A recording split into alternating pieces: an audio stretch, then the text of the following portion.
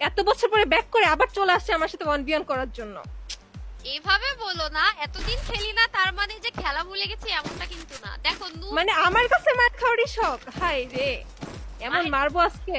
কে মার খায় আর কে না খায় দেখা যাবে। ওকে সাদিয়া, রেডি তুমি মার খাওয়ার জন্য?